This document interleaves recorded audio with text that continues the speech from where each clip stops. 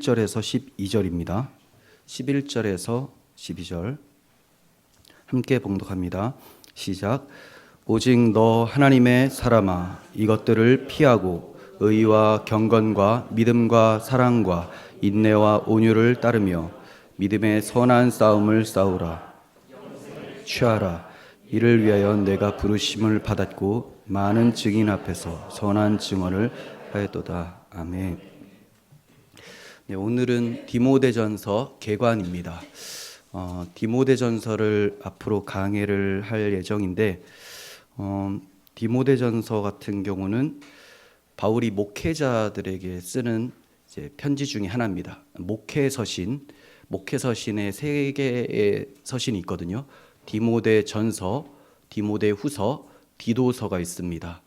이렇게 목회서신의 일부인데, 우리가 이 성경을 통해서 교회가 어떻게 세워져야 되는지, 또 직분자들의 자격과 또 어떠한 자세를 갖추어야 되는지, 이런 점을 좀 살펴보고, 또 교회 내에 침투한 다른 교리들, 다른 복음들에 대해서 경계를 하며 복음 가운데 굳건히 서야 된다라는 그런 말씀을 좀 듣고자 합니다.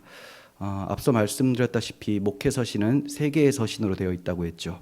근데 이 세 개의 서신이 기록 시기가 두 개로 나눠집니다.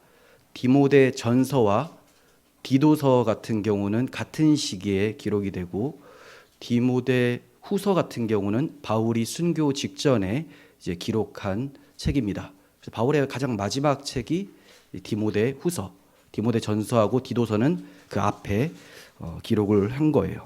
그러면 기록 목적은 어떠한가? 목회서신들에 대해서 잠깐 말씀을 드리면, 기록 목적, 디모데 전후서, 디도서 거의 비슷해요. 거의 비슷한데 그래도 좀 강조점을 둔다면, 디모데 전서 같은 경우는 목회자 디모데에게 교회에서, 즉 하나님의 집에서 어떻게 행해야 될지, 섬겨야 될지에 대해서 설명해 줍니다. 근데 그 핵심이 경건을 힘써라, 그리고 말씀을 열심히 연구하고 전념하라, 이런 거예요. 이와 같이 디모데 후서도 이 점을 강조합니다. 너는 말씀을 전파하라, 그리고 가르쳐라.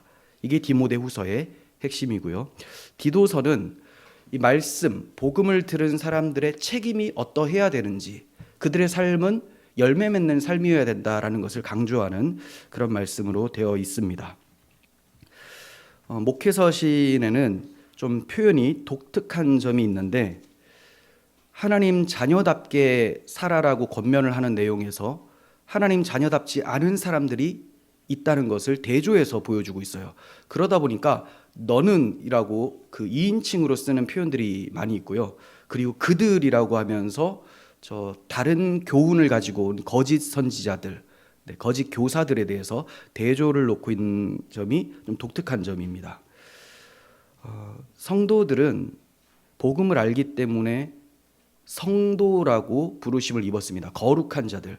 거룩한 자들은 구별된 사람들이라는 거예요. 세상과 똑같지 않고 하나님께서 세상에서 건져내었기 때문에 이제 좀 다른 삶을 살아야 된다. 우리 신앙의 선배들을 생각해 보면 사실 노아 같은 경우도 전 세계가 타락하고 있는데 그는 하나님의 말씀을 지키고 있었죠. 그리고 여호수아와 갈렙도 12명의 정탐꾼을 보냈을 때 10명의 정탐꾼들은 불신앙적 복을 했지만 이 2명, 여호수아 갈렙은 언약의 믿음을 가지고 보고를 했던 것을 생각합니다. 그리고 엘리야 때는 바알에게 무릎 꿇지 않는 7,000명의 사람들을 하나님께서 남겨두셨죠.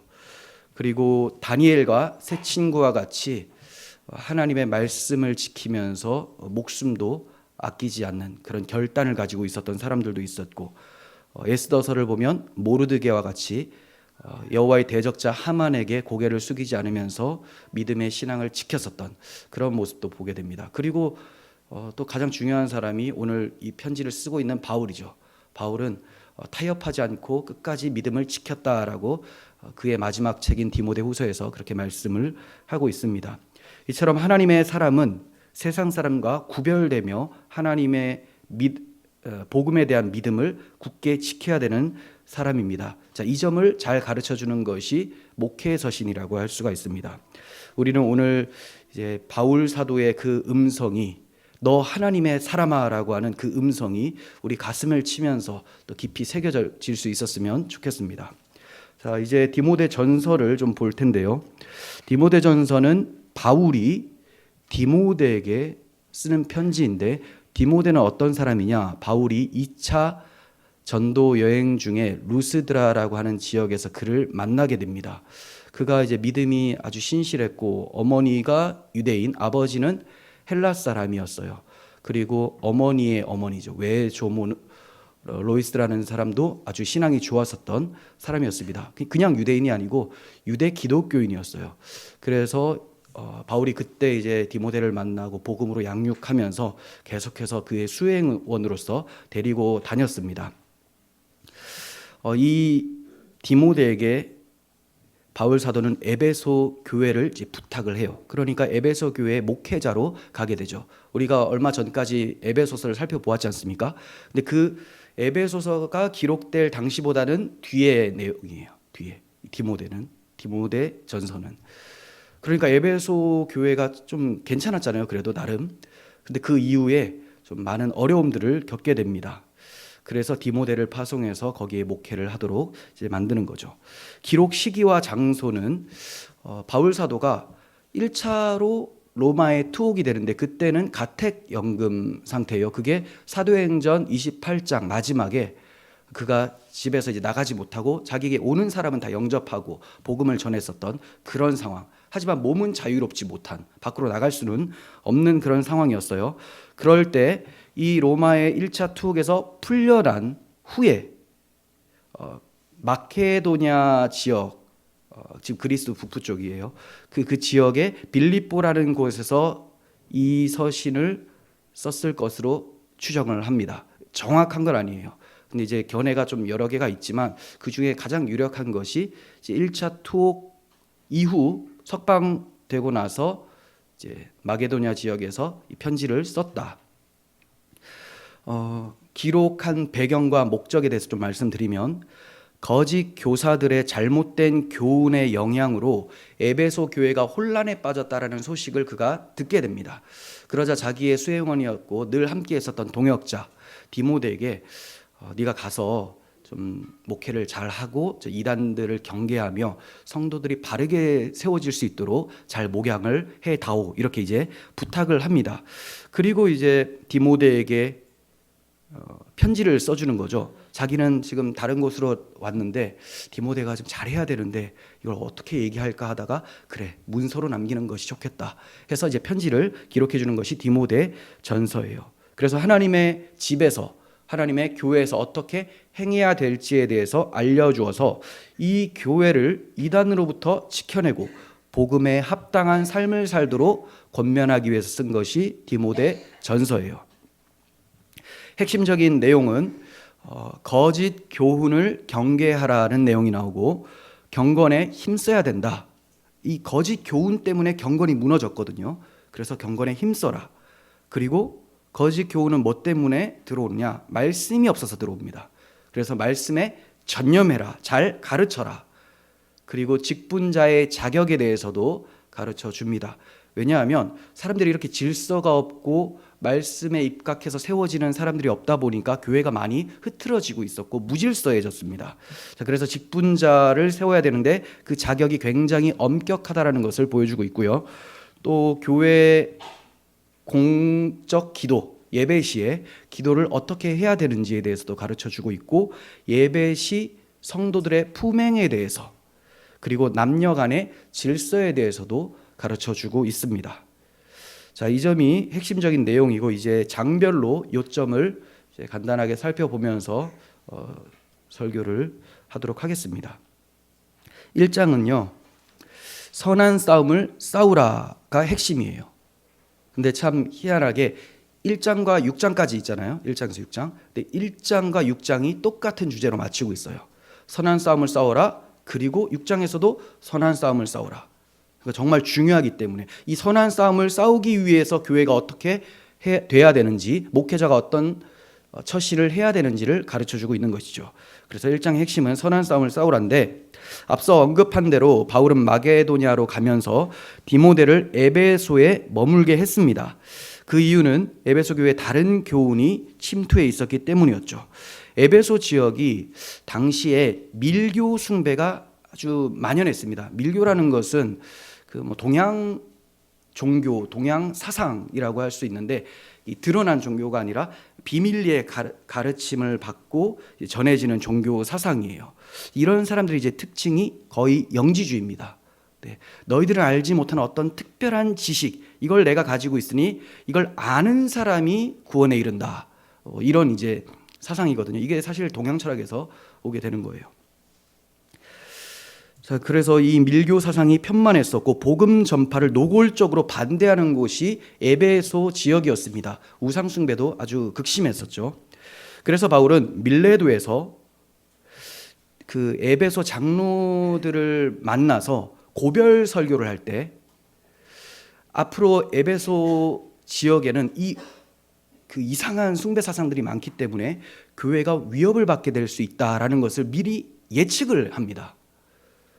지금은 교회에 이 침투가 없었는데 앞으로 이 에베소 교회에는 분명히 사나운 이리들이 들어와서 교회 양떼를 해야 할 거라고 예측하는 것이 사도행전 20장 후반부에 나오게 되는 거예요. 그런데 그의 예측대로 정말로 시간이 지나자 거짓 교사들이 들어오게 되는 거죠. 에베소 교회에 악영향을 준 이단 사상은 크게 두 가지인데요. 영지주의, 앞서 말씀드렸죠. 영지주의, 영적인 지식으로 구원에 이르게 된다. 그 구원의 내용도 우리와 다르고 부활이나 이러한 것도 육체적 부활을 인정치 않고 예수님이 육체로 오신 것도 부인을 하게 되고, 그리고 성경에 기록되어 있는 대로 복음을 이해하는 것이 아니라 그 율법서를 자기 멋대로 여기 감추어진 뜻이 있다라고 하면서 마음대로 사용하게 되고, 또 거짓된 그 위경이라고 하고 위조된 문서들, 이런 것들을 자기들의 문서로 채택해서 이것대로 가르치면서 구원에 이르게 하려는 잘못된 가르침을 전하고 있었어요.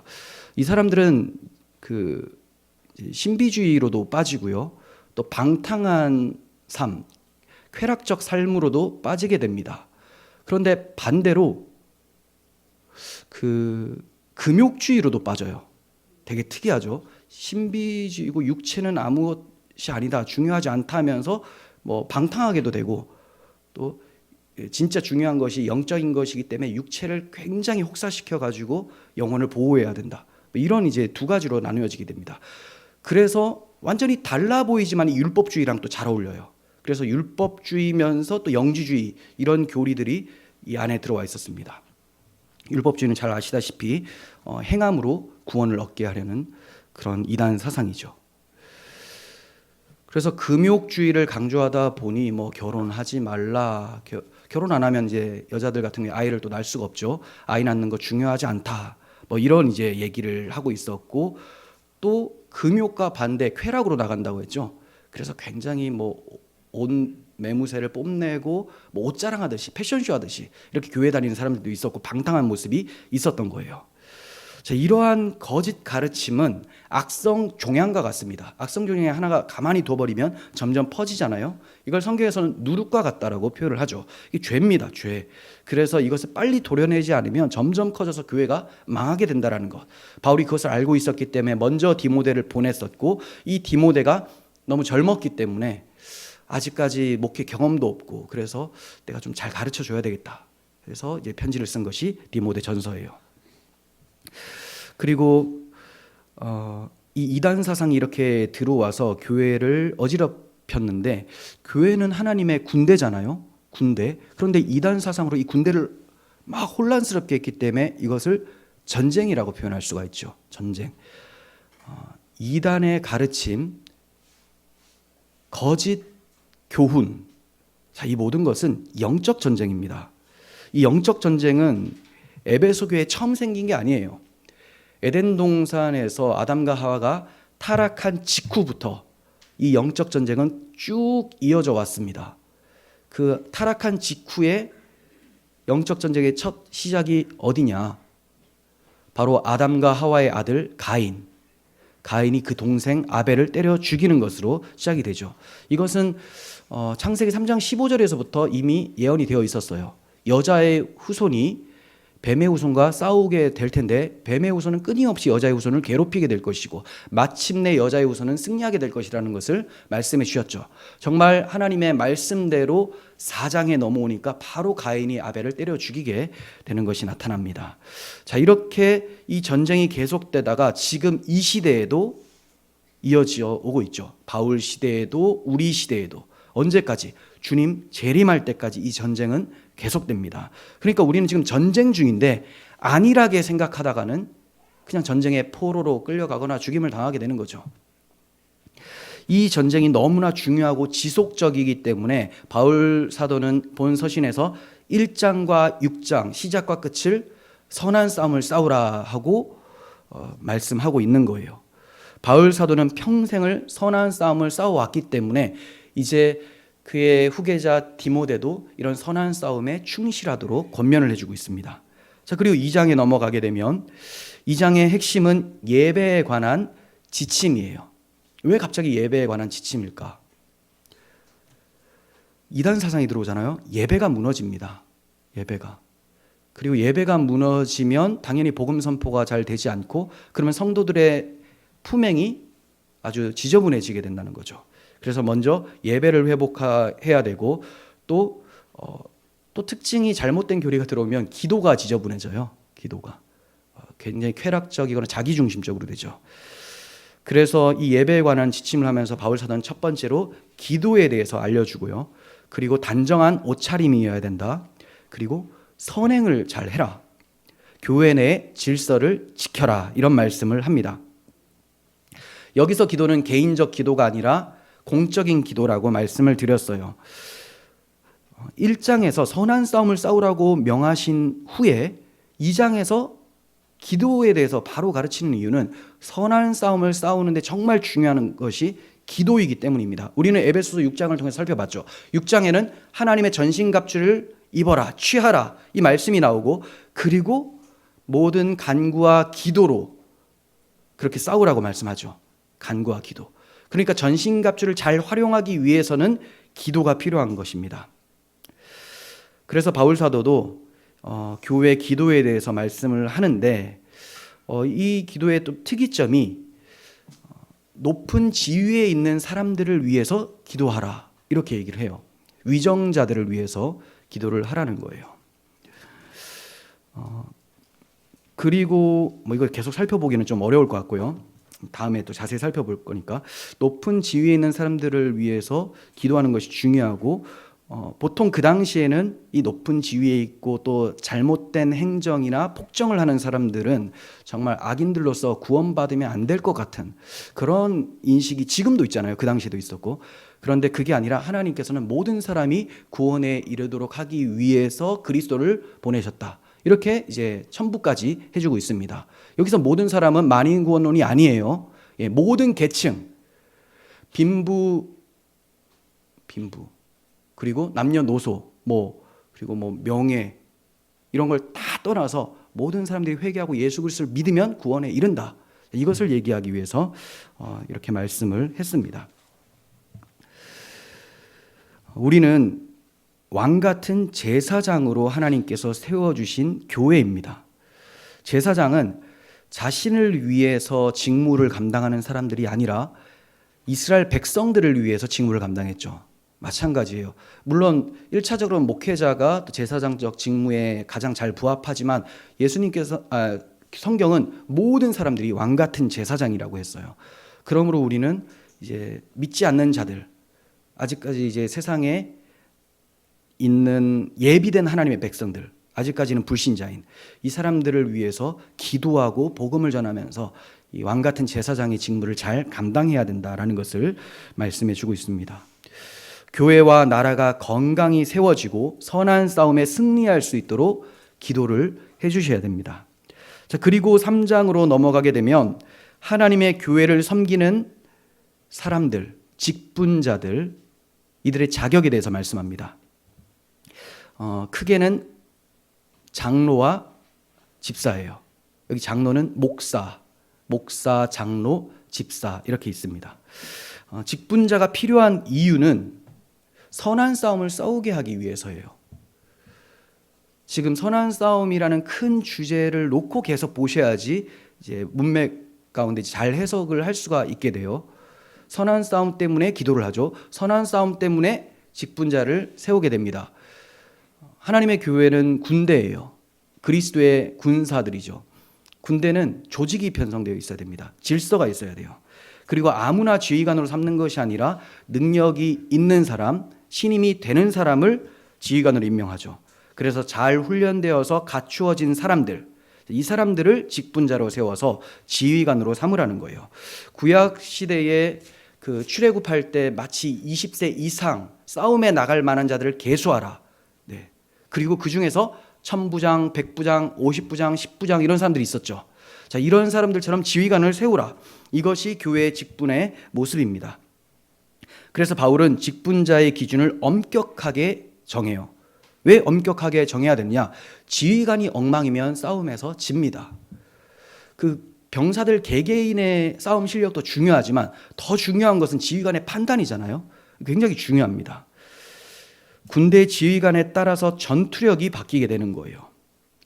그래서 뭐 우리 국방부 장관을 누구를 세우냐에 따라서 북한이 막 난리가 났다가 또 입이 쑥 들어갔다가 이런 게 있잖아요. 그 북한이 싫어하는 사람을 우리는 세우면 되는 거죠. 잘 싸우는 사람이라는 거예요. 자, 이와 같이 마귀가 싫어할 만한 사람, 그런 사람을 잘 세워야 되는데 그런 사람은 성경대로 신앙하는 사람, 그리스도를 닮아가는 사람, 이런 사람을 세워야 되는 거죠. 하나님의 전신갑주로 잘 무장한 사람이 세워져야 돼요. 그러니까 에베소서를 우리가 공부하고 디모데전서로 옮겨가는 것이 참 자연스럽습니다. 하나님의 전신갑주를 입으라 하시고 그리고 이제 교회를 잘 세워가기 위해서는 직분자가 세워져야 되는데 이 사람들은 아주 엄격한 기준으로 세워야 된다. 이렇게 말씀합니다. 그러나 오늘날 교회 현실은 그렇지가 못하죠. 아무나 집사, 아무나 장로 이렇게 주는 경우가 많아요. 물론 그 가운데서도 정말 엄격하게 기준을 삼고 기도하고 신중하게 세워지는 교회들도 있지만 그렇게 세울 때도 목회자들이 참 심적 고통이 있습니다. 그 인간이기 때문에 정의라는 게 있고 또 서운해할까 봐 이런 그 염려가 있고 다 그래요. 들으실 때 뭐 그런 것까지 그럴까 하겠지만 그게 자기 이야기가 되면 또 서운해지거든요. 그게 인간이에요. 그러다 보니까 사람들이 이제 직분에 대해서는 그냥 쉽게 생각하는 경우가 있죠. 자, 그 결과 지휘관들이 엉망인 경우가 많다 보니 교회들이 영적 싸움에서 패배를 하게 됩니다. 더 안타까운 것은 패배했는데도 싸움이 일어났는지들도 모르는 경우가 많죠. 교회가 하나님의 군대이기 때문에 바울 사도는 이 서신에서 명령이라는 단어를 많이 쓰고 있어요. 디모데전서 5장 21절 보시면 하나님과 그리스도 예수와 택하심을 받은 천사들 앞에서 내가 엄히 명하노니 마치 지휘관처럼 얘기를 하죠. 그리고 디모데전서 6장 13절 만물을 살게 하신 하나님 앞과 본디오 빌라도를 향하여 선한 증언을 하신 그리스도 예수 앞에서 내가 너희를 명하노니 우리 주 예수 그리스도께서 나타나실 때까지 흠도 없고 책망받을 것도 없이 이 명령을 지켜라. 네, 명령 계속 얘기를 해요. 또한 다른 서신서와는 다르게 바울 사도는 자기를 소개할 때도 명령을 따라 사도가 되었다 이렇게 얘기를 합니다. 그럼 누구의 명령이냐? 군대 대장 예수 그리스도의 명령을 따라 사도가 되었다. 자, 왜 이런 걸 강조하느냐? 이단들이 득세하고 있잖아요. 근데 지금 자기의 사도권을 제대로 변호하지 못하면 이단들의 말이 권위가 있게 돼버리는 거예요. 자기 말은 권위가 없게 되고. 그래서 나는 그냥 내가 하고 싶어서 사도가 된 것이 아니라 우리 대장 예수께서 명령해서 세워주셨다. 이 점을 강조하고 있어요. 디모데전서 1장 1절 우리 구주 하나님과 우리의 소망이신 그리스도 예수의 명령을 따라 그리스도 예수의 사도된 바울은 이렇게 말씀하죠. 군대는 명령에 따라 살고 명령에 따라 죽는 집단입니다. 자, 이러한 집단의 모습을 구약교회에서 잘 볼 수가 있죠. 민수기 9장 23절 보십시오. 곧 그들이 여호와의 명령을 따라 진을 치며 여호와의 명령을 따라 행진하고 또 모세를 통하여 이르신 여호와의 명령을 따라 여호와의 직임을 지켰더라. 네. 명령 따라 사는 것이 여호와의 군대예요. 그런데 끝까지 이런 모습을 유지하지는 못했죠. 지휘관을 반역하고 돌아가자 그리고 우상숭배하고 이런 나쁜 짓을 많이 했습니다. 원래 반역자들은 전쟁터에서 즉각 처형이거든요. 네. 하나님의 긍휼하심으로 2세대가 결국은 가나안 땅에 들어가게 되죠. 신약교회도 명령을 따라 행하는 사람들입니다. 우리가 이 명령대로 지키지 않으면 하나님께서 바로 우리를 처단하신다, 이건 아니고 새 계명이라는 명령을 따라 그리스도의 사랑에 아주 붙잡힌 바 되어서 내 목숨보다 하나님의 인자가 더 소중하다, 하나님의 명령이 더 소중하다라고 생각하며 열심으로 명령을 따라 사는 사람들이죠. 이게 교회예요. 여러분, 우리는 과연 좋은 군사인지 생각해 보았으면 좋겠습니다. 자, 이제 4장으로 넘어가게 되는데 4장에는 다른 교훈을 전하는 자들에 대한 경계의 말씀이에요. 그런 가르침에 대해서 미혹하는 영과 귀신의 가르침이라고 얘기를 합니다. 아주 무시무시한 표현이죠. 미혹하는 영. 그러니까 이 가르침이라는 것이 영적인 일이라는 것이고, 누가 그럼 그 영을 붙잡고 있느냐? 귀신의 영이 붙잡고 가르친다. 그러니 다른 복음을 듣게 되면 귀신 들리게 되는 거예요. 귀신 들린 게 우리가 침 질질 흘리면서 이상한 짓 하는 거, 이것만을 말하는 게 아닙니다. 다른 복음을 따라가는 것, 거짓된 가르침을 따라서 그리스도를 배반하고 불경건하게 살아가는 것을 마땅하게 여기는 것, 이게 바로 귀신 들린 거예요. 그런 마음은 청결한 양심이 없는 상태죠. 그리스도께서 주신 새 마음, 새 양심이 없는 상태이기 때문에 계속 이제 불의를 행하게 돼도, 방탕하게 행하게 돼도 양심에 찔림이 없어요. 화인 맞은 상태입니다.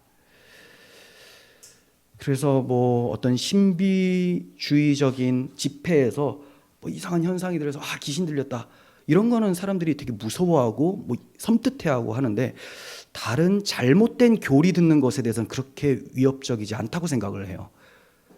다른 교리 듣는 것도 똑같은 겁니다. 그래서 우리가 올바른 교리 가운데 있으면서 분별을 해야지만 귀신 들리지 않게 되는 거죠.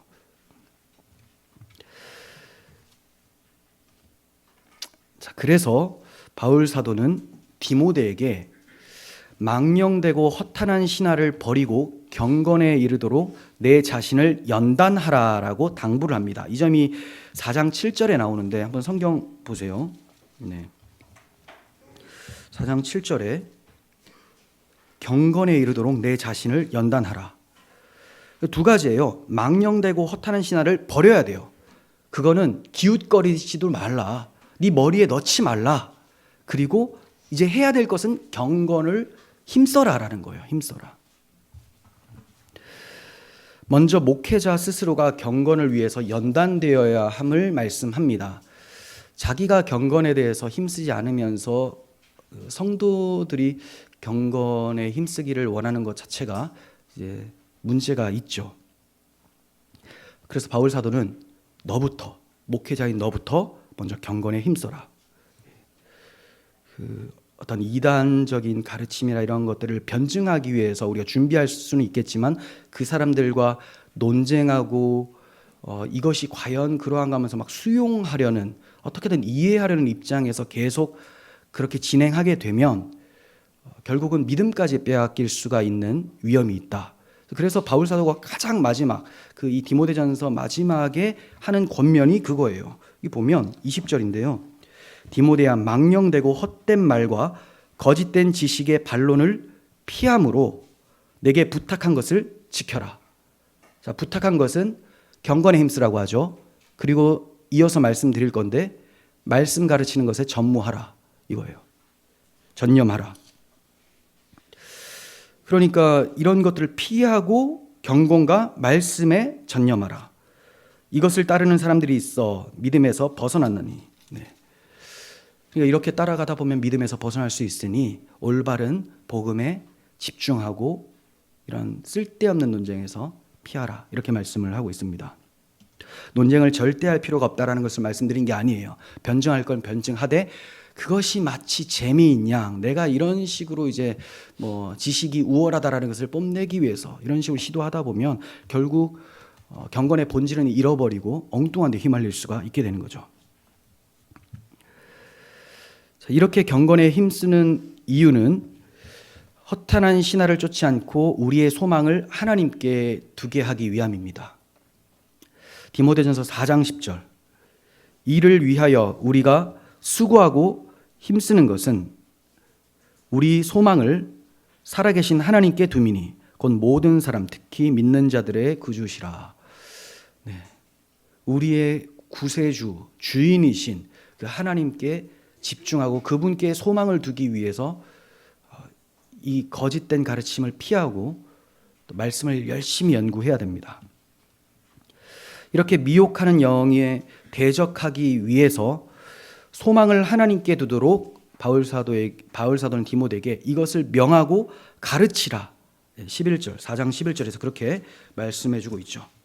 이것들을 명하고 가르쳐라. 그러니까 첫 번째 권면은 디모데 개인에게 경건에 힘쓰라. 두 번째 권면은 공동체적으로 유익하도록 네가 말씀을 열심히 연구해서 저들을 가르쳐라. 이렇게 얘기를 합니다. 가르치는 것이 너무나 중요하기 때문에 이어서 또 말씀하는데 13절에서도요. 내가 이를 때까지 읽는 것과 권하는 것과 가르치는 것에 전념하라. 바울이 그 디모데에게 이제 가려고 계획은 세우고 있어요. 하지만 내가 못 갈 수도 있으니까 일단 편지를 쓰는 것이고 가게 될 때까지 끊임없이 가르치라. 이렇게 말씀을 합니다. 그러니까 목회자는 잘 연구해서 잘 가르치기를 힘써야 되고 성도는 잘 배우기를 힘써야 되는데 아유 그만 좀 했으면 좋겠다. 왜 이렇게 우리 교회는 말씀 공부만 하나? 사실 그렇게 하지도 않잖아요. 하지도 않는데 그렇게 한다면 문제가 심각하죠. 난 이단에게 얼마든지 먹혀도 됩니다. 사나운 일이여 나를 잡아먹어 주시옵소서. 이렇게 되는 거예요. 그래서 목사님 무슨 사무엘상을 이틀에 한 번씩 올려. 막 밀려가지고 스트레스 받네. 네. 어차피 안 볼 거면서 뭘 스트레스를 받으십니까? 볼 사람만 이제 열심으로 하시고 그러다가 저도 이제 체력이 소진이 돼서 좀 멈췄습니다. 지금 멈췄고 다시 체력이 좀 회복이 되면 다시 올리려고 하는데 그렇게 올리는 이유는 어떻게든 잘 연구해서 많은 가르침을 전하려고 하는 거죠. 그래서 하나님의 말씀으로 가르침을 받아서 우리가 경건하게 잘 서고 분별력 있도록 하기 위해서입니다. 영적 싸움은 성령과 악령 간의 싸움이고 사람을 통해서 말씀을 무기로 싸우게 됩니다. 그러니까 성령이 악령과 그냥 영적으로 뭔가 추상적으로 이렇게 막 싸운다. 우리 영화 같은 데 보면 위에서 막 싸우는 거 있잖아요. 그게 아니라는 거예요. 항상 매개자들을 세워서 싸워요. 마귀는 그의 추종자인 적그리스도들, 거짓 교사들을 세워서 싸우고요. 성령께서는 그의 자녀들, 그리스도인들, 그리고 특히 말씀을 맡은 사역자들을 통해서 싸우게 하시죠. 그러니까 그 도구는 뭐냐? 둘 다 말씀이에요. 거짓 말씀이냐, 참 말씀이냐. 참 말씀 이런 거는 이단에서 좀 많이 쓰더라고요. 참 쓰지 말고 복음, 거짓 복음. 네. 복음과의 싸움입니다.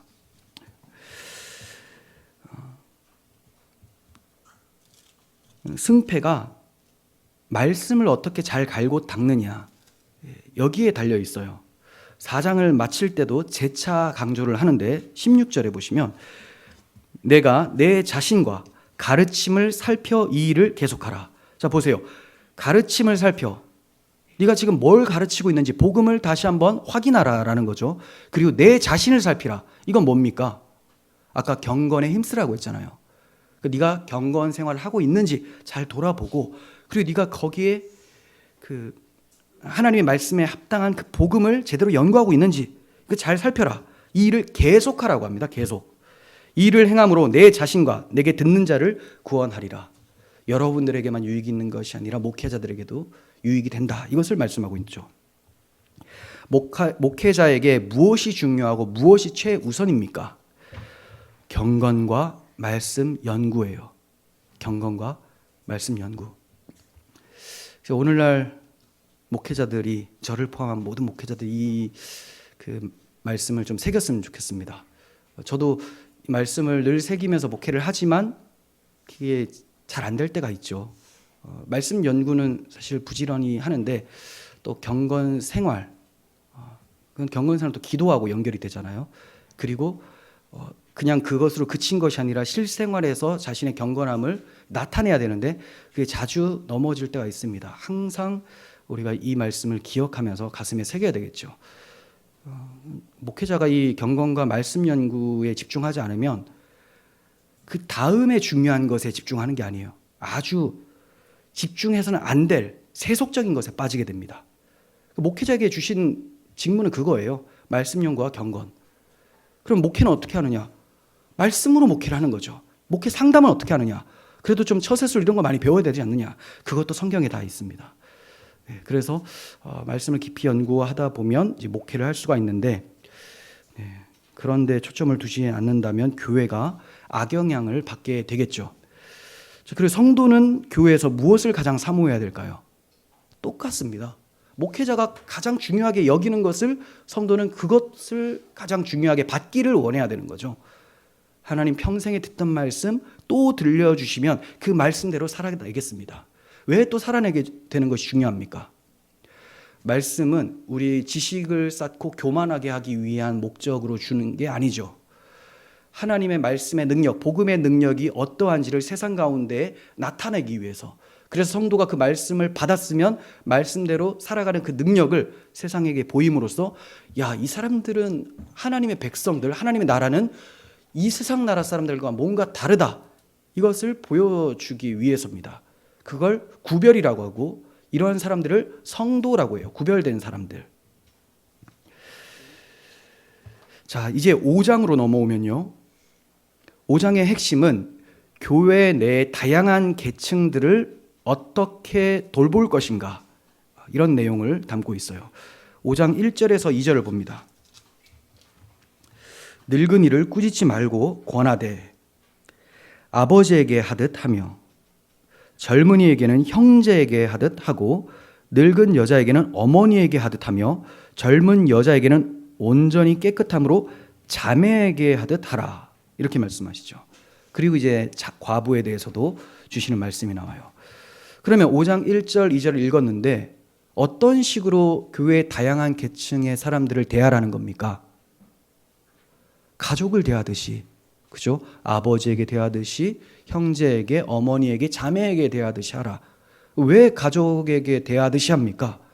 가족이니까. 가족이 아닌데 가족처럼 대하라가 아니라 가족이니까. 원래 우리가 혈통이라는 이 가족이 있잖아요. 혈연으로 맺어진. 근데 이 혈연으로 맺어진 가족은 그리스도 안에서 영적인 가정을 설명하기 위해서 하나님께서 주시는 것이죠. 이 세상의 질서들은 다 그리스도 안에서 새로워질 질서들에 대한 그림자들입니다. 그러니까 우리가 이 땅에서도 가족들에 대해서 서로 사랑하며 살아야 됨과 같이 결국은 그리스도 안에서 한 가족된 공동체, 그리스도의 피로 맺어진, 결국 혈연이긴 하지만 영적인 공동체죠.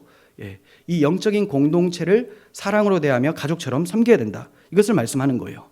하나님 나라 최소 단위가 가족이죠. 이 가족들이 여럿이 모여서 또 하나의 큰 가족을 이루게 되는 것이 교회예요. 그리스도의 보혈을 공급받아서 한 생명 안에서 가족이 된 사람들, 교회죠. 그래서 그리스도의 피를 공급받았다. 그리스도께서 우리의 가장 선조가 되고 머리가 되고 우리는 그 안에서 몸으로 구성이 됩니다. 가족보다 더하죠. 그냥 한 몸이라고까지 표현을 하고 있습니다. 가족들을 대할 때 그 마음에 사랑이 전제되는 것처럼 교회의 식구를 서로 사랑하면서 섬겨야 됨을 강조를 해주고 있어요. 나하고 좀 다르다고 해서, 성향이 다르다 하는 행동이 못마땅하다고 해서 가족을 버리지는 않죠.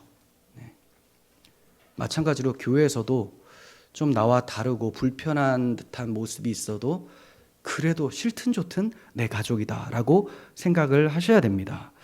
그런데 그러한 모습 보기가 참 쉽지 않습니다. 조금만 뭐 하면 저 집사는 우리 교회 안 나왔으면 좋겠다.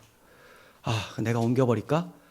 내가 옮기는 것보다 저 사람이 먼저 나갔으면 좋겠는데, 그러려면 이제 뭘 해야 되느냐? 무리를 지어야 돼요. 그래서 팔을 형성해서 저 사람을 좀 욕하고, 저 사람이 힘들게 되면 나가게 되겠죠. 무리 지어지게 되고, 그게 실패되면 본인이 나가고. 어째서 이런 모습이 나타날까요? 십자가의 보혈로 맺어진 가족이라는 것을 잘 모르기 때문에.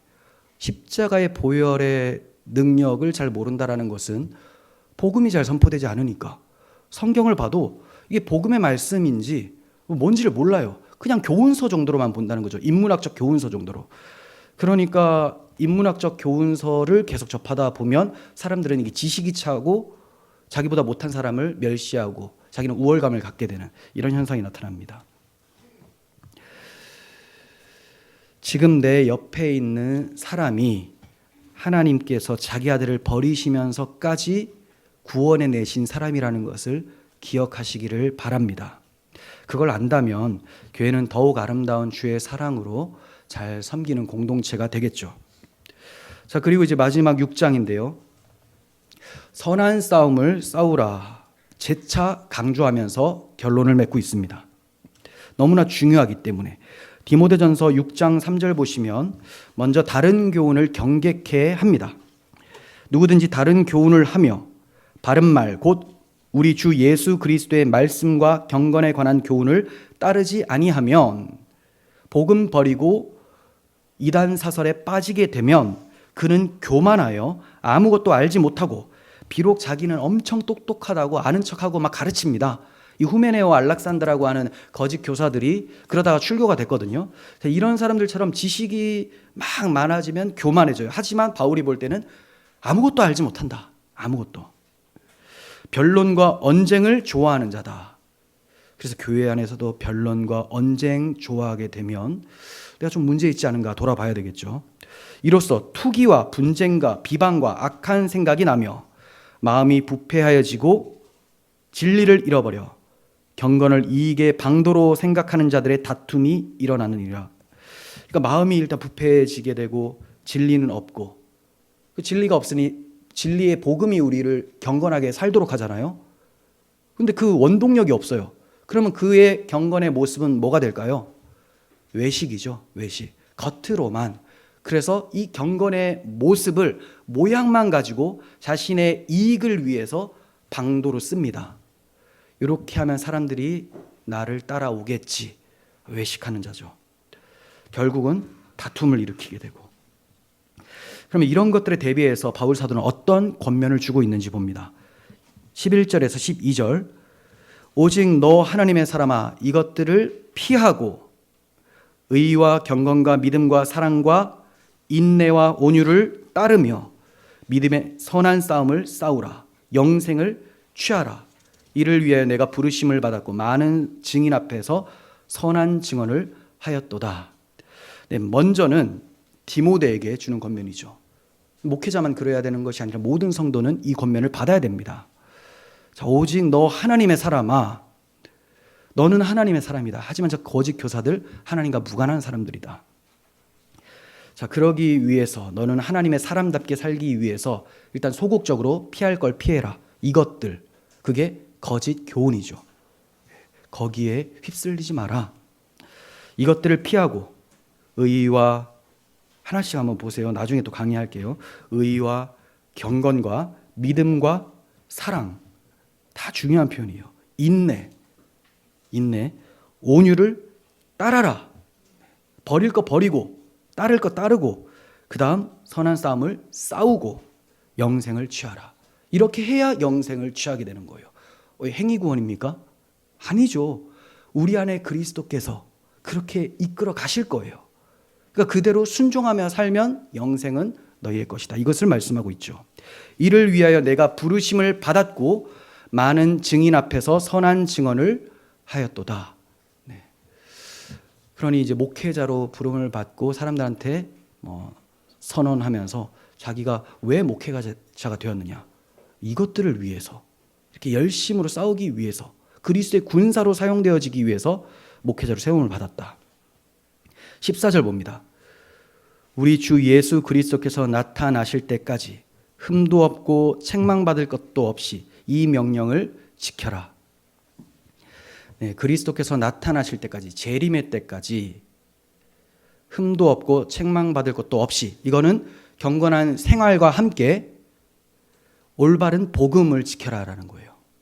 생활만이 아니라 흠도 없고 책망받을 것도 없는 온전한 복음과 온전한 삶, 이 명령을 굳게 지켜라. 그래서 중요한 것이 경건에 힘써라, 말씀 가르침에 전념하라, 이 두 가지입니다. 이것이 주님 다시 오실 때까지 우리 모두가 기억하고 행해야 할 것입니다. 나는 목회자가 아니기 때문에 상관이 없어라고 한다면 그는 베드로 사도가 왕 같은 제사장이라고 말씀한 것을 저버리는 것이죠. 그리고 목회자만 저런 거 해야 되고 우리 같은 평신도라는 말은 원래 가톨릭적인 표현이에요. 평신도, 그리고 성직자들만 저렇게 하는 거지 우리 같은 평신도는 상관이 없다. 그럼 이 사람의 신앙은 뭡니까? 지금 가톨릭 신앙이라는 거죠. 성속을 구별하는 거예요. 성속은 그리스도 안에 있으면 성이고 그리스도 밖에 있으면 속입니다. 그러니까 모든 성도라고 하잖아요. 성도들이 무엇을 하든지 다 거룩한 일이 되는 거죠. 그러니 내가 지금 하는 일이 거룩한 하나님의 자녀다운 일인지를 늘 돌아보고 말씀 연구에 열심으로 전념하고 또 그 말씀을 대입해서 적용하는 그런 삶이 있어야 되는 거예요. 그렇게만 된다면 목회자가 그렇고 모든 성도들이 그러한 것에 전념한다면 정말 교회들이 바뀔 것이고 또 교회가 바뀌면 세상은 바뀝니다. 어두운 세상을 밝히는 빛을 비추게 될 것입니다. 우리는 개인적으로도 공동체적으로도 경건에 힘써야 돼요. 경건을 훈련해야 됩니다. 경건은 하나님의 군대의 전투력이죠. 경건이란 하나님과의 바른 관계성을 나타내는 경외심이에요. 자, 경건은 전투력이다. 그리고 경외심.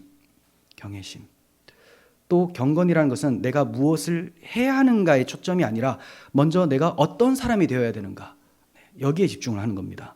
그리스도 안에서 그리스도인다운 정체성을 확립하는 것. 그리고 이제 이 일 저 일 하면서 그리스도인의 모습을 나타내는 거죠. 그러므로 경건함이란 자신을 쳐서 복종시키는 싸움이에요. 뭔가 요거 하나 했다, 저거 하나 했다, 내가 이런 봉사했다, 이게 경건함이 아니라 이건 경건한 자들의 삶에 나타나는 모양이고, 경건은 자기를 쳐서 복종시키는 것, 자기 부인, 다르게 말하면 십자가지라는 거죠. 십자가를 왜 집니까? 하나님과 이웃을 사랑하기 때문에. 그래서 나의 삶에서 나는 점점 사라지고 하나님만 높아지고 다른 사람을 섬기는 모습, 이걸 우리는 사랑이라고 하죠. 이게 율법의 완성입니다. 자, 그래서 이러한 경건의 삶은 열심으로 우리가 훈련을 해야 되는데 결코 자동적으로 되어지는 게 아니에요. 자신과의 싸움, 즉 개인의 경건 생활에 실패한다면 교회를 섬길 수 없겠죠. 선한 싸움을 위해 해야 될 훈련은 가르치는 것입니다. 자, 경건을 훈련하라. 근데 개인적으로 경건을 어떻게 훈련합니까? 말씀을 연구하고 말씀을 배워야 됩니다. 그래서 훈련은 가르치는 것, 말씀과 관련이 돼 있어요. 영적 전쟁은 말씀 전쟁입니다. 이단의 미혹에 넘어가지 않기 위해서는 말씀을 잘 가르쳐야 되죠. 사탄은 제일 먼저 예수 그리스도를 믿지 못하도록 방해를 합니다. 그리스도를 믿지 못하니 예수 밖에 있게 되고, 그리고 결국은 구원 얻지 못하게 하려는 거죠. 그게 첫 번째예요. 예수 못 믿어서 지옥 보내려고 하는 거. 근데 이게 실패할 때가 많죠. 왜냐하면 하나님께서 창세전부터 택하신 자들은 하나님의 강권적인 역사로 복음을 듣고 순종케 하여, 믿어 순종케 하여 예수 믿는 자로 만들어내시거든요. 자, 그렇게 되면 이제 이 마귀가 하는 행동이 내가 졌구나 해서 떠나느냐? 그렇지 않아요. 비록 내가 내 백성이었다가 하나님 백성을 빼앗겼다 할지라도 저놈을 하나님 백성답지 않도록 만들어야 되겠다. 혼란을 줘야 되겠다. 경건을 무너뜨리려고 하는 거죠. 이렇게 공격을 할 때 배우지 못하도록 공격을 합니다. 배우지 못하면 경건이 점점 무너지죠. 분별이 없으니, 어떻게 해야 될지를 모르니. 복음의 능력을 경험하지 못하고 분별력도 없어서 영적 전쟁에서 패배하게 됩니다. 결국 세속화되어서 이름뿐인 그리스도인이 되어버리고 말죠. 믿음은 들음에서 납니다. 잘못된 믿음도 잘못된 가르침을 들음에서 나요. 듣는 것이 너무 중요합니다. 여러분들이 유튜브에서 무엇을 듣는가, 어떤 가르침을 듣는가, 올바른 복음을 듣는가. 그럼 기독교 채널을 함부로 구독 못 하겠어요. 그럼 다른 걸 또 보시겠죠. 세속적인 거. 그것도 다 사상이 담겨 있거든요. 그것도 가르침이라는 거예요. 제가 절대 보지 말라는 게 아니라 예능 프로그램 이렇게 볼 수 있겠죠. 근데 그 안에 담겨 있는 그 위험한 사상들까지 다 흡수해서는 안 된다는 거죠. 드라마를 보실 때도. 네. 그래서 들음이 매우 중요하다. 귀를 잘 청소를 하셔야 됩니다. 영적인 말을 말씀드리는 거예요. 에덴 동산 한번 떠올려 보십시오.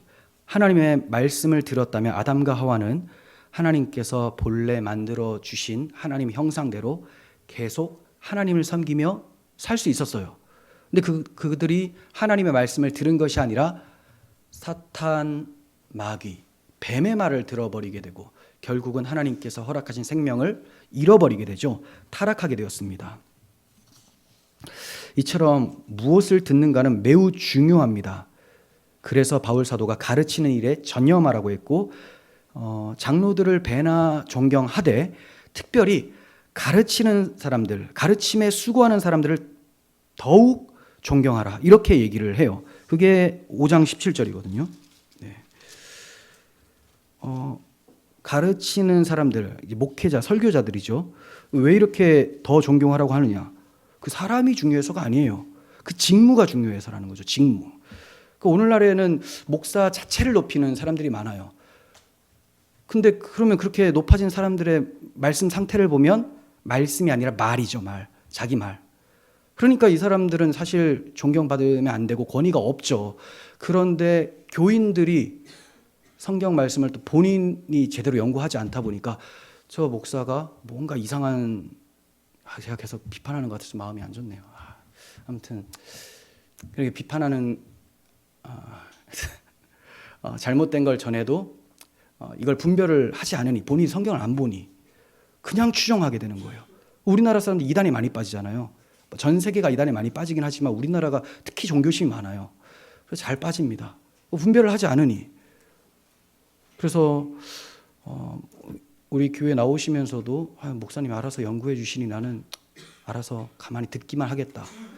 들으면서 그러한가 아닌가를 상고해 봐야 된대. 연구해 봐야 되는데 그러려면 이미 읽은 어떤 내용이 많이 있거나 평상시에 많이 읽거나 해야 되는데 그게 없다는 거죠. 그래서 많은 사람들이 그 이단에 빠지게 되고 사기꾼들에게 가스라이팅을 당하게 되는 것을 보게 됩니다. 바울 사도가 정말 중요하게 여겼던 것은 목회자들은 말씀을 잘 가르쳐라, 연구해라. 성도들은 말씀을 잘 배워라. 그러한가 아닌가를 깊이 상고하라. 이처럼 교회는 잘 가르치고 잘 배워야 돼요. 이것을 효과적으로 수행하기 위해서 가르치는 일과 다스리는 일을 하는 사람을 세우라라고 명하는 거예요. 가르치는 일은 이제 목사, 그리고 잘 다스리는 사람은 장로. 목사는 이제 장로라는 큰 개념 안에 가르치는 장로, 다스리는 장로로 되어지거든요. 네. 그래서 목사는 가르치면서 다스리게 되죠. 그리고 모든 장로들이 다 설교를 하는 것이 아니라 주로 이제 우리가 장로라고 할 때는 다스리는 장로. 네. 자, 그리고 목회자가 기도하는 것과 말씀을 전하는 것에 전심전력을 다할 수 있도록 집사를 세우라고 말씀하는 거죠. 그 집사의 어떤 직무는 굉장히 중요한 겁니다. 단순히 이거 아무도 안 하는데 내가 해야 되겠다. 요 정도가 아니에요. 그것도 너무 귀해요.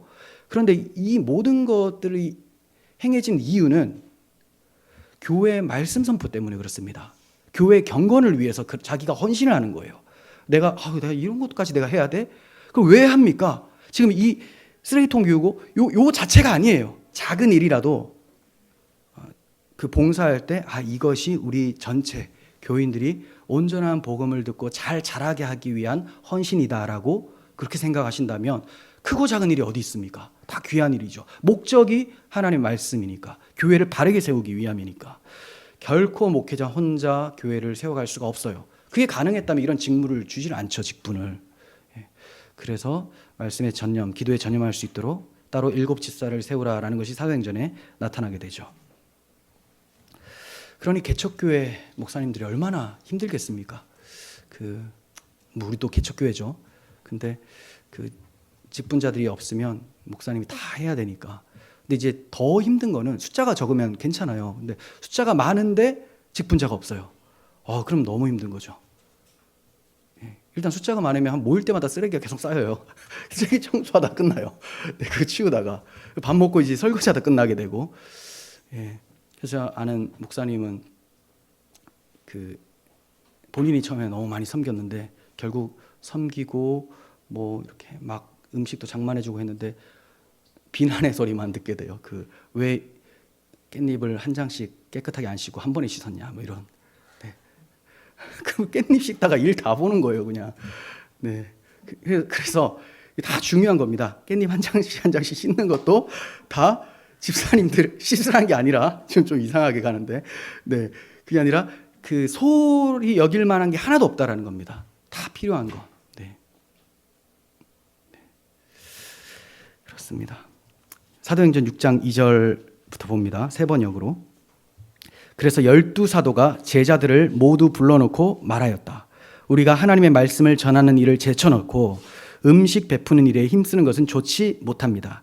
그러니 형제 자매 여러분, 신망이 있고 성령과 지혜가 충만한 사람 7을 여러분 가운데서 뽑으십시오. 그러면 그들에게 이 일을 맡기고 우리는 기도하는 일과 말씀을 섬기는 일에 헌신하겠습니다. 이처럼 가르치고 배우는 일이 매우 중요함을 말씀하고 있습니다. 자, 좀 생각해 보십시오. 바울 사도가 이 목회 서신 디모데전서를 쓴 이유는 이단 때문이죠. 이단 때문에 목양이 잘 안 되고 있어요. 교회가 엉망이 되고 있어요. 이단을 대적하기 위해서 제일 중요한 게 뭐냐? 말씀이죠. 말씀이 올바로 서야 된다. 그리고 말씀에 입각한 경건한 생활이 매우 중요하다. 이를 위해 직분자들이 필요하다. 이를 위해 교회는 질서 있어야 된다. 이 모든 것이 교회 이단자들로 인해서 다 무너진 거예요. 질서도 없고 막 자기 멋대로. 여러분, 경건에 이르기를 훈련하십시오. 그리고 그 훈련을 말씀으로 하시고 또 말씀으로 무장하시고 기도로 경건 생활을 행해 가시길 바랍니다. 이것 외에 목회 성공은 없어요. 목회자에게 이 경건과 말씀에 전념하는 것 외에 사명도 없고 또 목회 성공도 없어요. 이것이 바로 선한 싸움에서 승리하여 하나님께 영광을 돌리는 교회의 모습이라고 확신합니다. 이런 교회가 되기를 소원합니다. 기도하겠습니다. 하나님 아버지, 우리 주 예수 그리스도의 생명의 복음이 온 세상 가운데에 선포되어지도록 주의 교회들을 말씀으로 세워주시옵소서. 목회자들과 성도들에게 말씀을 사모함과 깊이 연구하는 지혜와 능력 허락하여 주시고 복음에 합당한 경건한 생활이 이루어질 수 있도록 주께서 인도하여 주시옵소서. 한국교회 많은 교회들이 이단의 공격에 넘어지고 이미 왜곡되고 잘못된 다른 복음을 가지고 있는 교회들이 많아져 버렸습니다. 깨어서 잘못된 것을 보수하고 정리하며 온전한 복음 가운데 서서 복음의 능력으로 세워지는 교회들이 많아지게 하여 주옵소서. 우리 구주 예수 그리스도 이름으로 기도합니다. 아멘.